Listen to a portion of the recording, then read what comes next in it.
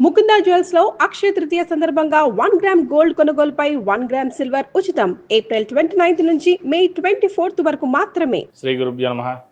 మహాగణాధిపతి నమ. శివాయ గురు నమ. కామేశ్వరి దేవి నమ. సుమన్ టీవీ ప్రేక్షకులకి శుభోదయ శుభాకాంక్షలు. నేను మీ సోమేశ్వర శర్మ.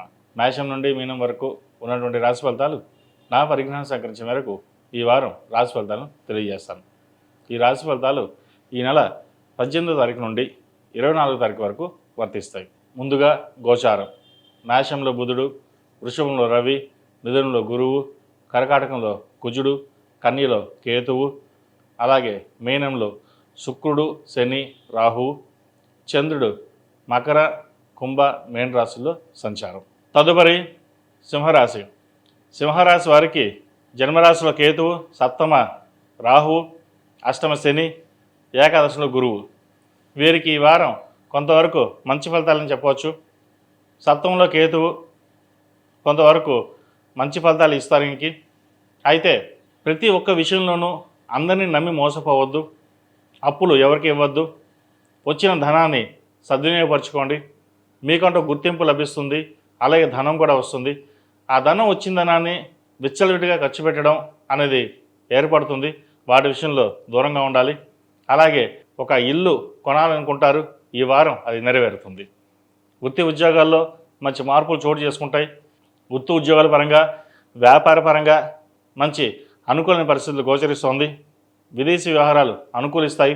చార్టెడ్ అకౌంట్స్, లాయర్లకి, డాక్టర్లకి మంచి కాలం అని చెప్పొచ్చు. రావాల్సిన ప్రాజెక్టులు అనుకోకుండా ఆకస్మికంగా రావడం ఇది ఒక సంతోషకరమైన విషయం అని చెప్పొచ్చు. ఆరోగ్యపరంగా చిన్న చిన్న ఇబ్బందులు పెడతాయి. వాటిని జాగ్రత్తగా పరిశీలించుకోవడం చెప్పదగిన సూచన. అలాగే బంధువులతో కలిసి శుభకార్యంలో పాల్గొంటారు. పిల్లాడికి లేదా అమ్మాయికి మంచి సంబంధం కుదురుతుంది.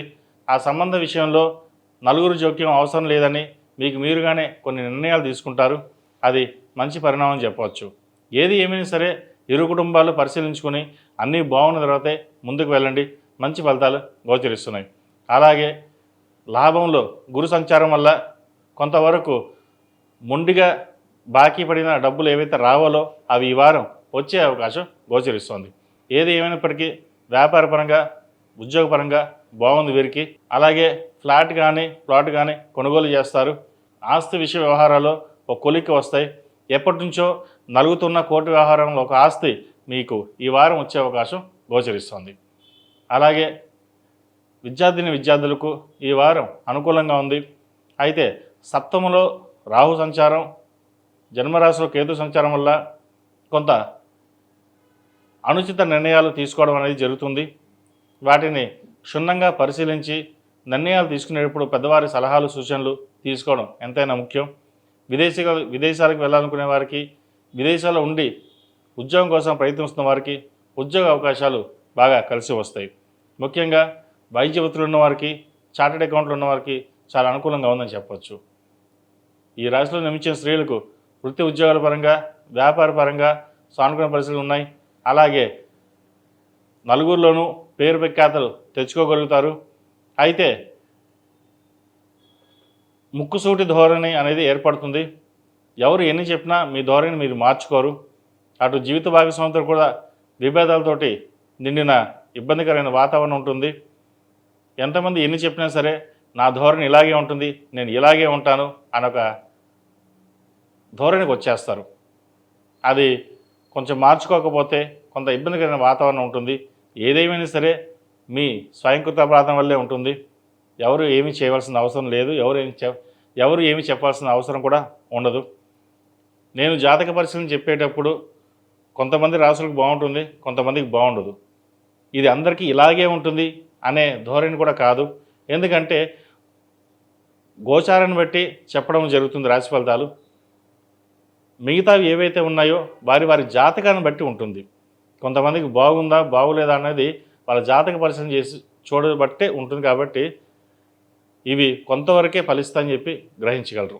అలాగే విదేశీకి సంబంధించిన వ్యవహారాలు కావచ్చు, గ్రీన్ కార్డు కోసం, H1B కోసం ప్రయత్నిస్తున్న వారికి మంచి అవకాశాలు కలిసి వస్తాయి. చిరు వ్యాపారస్తులకు, సినీ రంగాల వారికి, చార్టెడ్ అకౌంట్స్, పౌల్ట్రీ రంగం వారికి, చిరు వ్యాపారస్తులకు, కూరగాయల వ్యాపారస్తులకు, కాస్మెటిక్స్, బ్యూటీషియన్స్ వీరికి ఈ వారం అనుకూలంగా ఉంటుందని చెప్పచ్చు. అయితే బంధువర్గంలో మీ పేరు ప్రఖ్యాతలు చెడగొట్టే విధంగా కొంతమంది ప్రయత్నిస్తుంటారు. వాటిని జాగ్రత్తగా పరిశీలించి వాటిని తిప్పికొట్టే విధంగా ప్రయత్నించడం అనేది చూసుకోవాలి.